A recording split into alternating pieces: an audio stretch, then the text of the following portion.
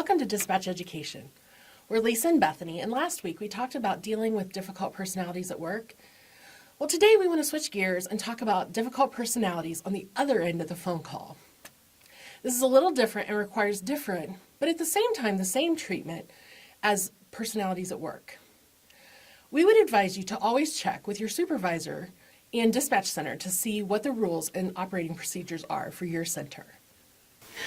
The first one here is pretty much the same. Use your dispatch skills and keep calm.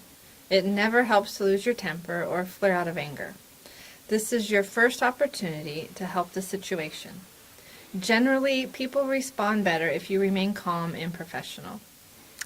Second, remember that this person is in crisis or has had a traumatic experience, or they believe that they have.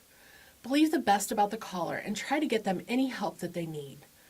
They may be frustrating, maybe demanding, confused, belligerent, but they are trying to get help and/or they could need some help. Ask clear, simple questions. Again, they are in crisis, so clear and simple is the best way. Keep them engaged and show that you are trying to get them the help that they need.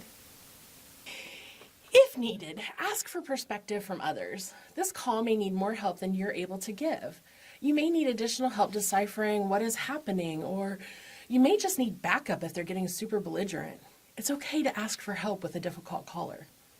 As a final solution, you can always ask the manager or supervisor to intervene.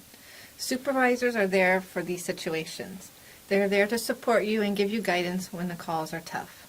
Lean on them to walk you through. We hope that you never ever have to deal with a difficult caller, but if you do, those are our tips. Have a great and safe day. Follow us here and on Facebook, and we'll see you next time.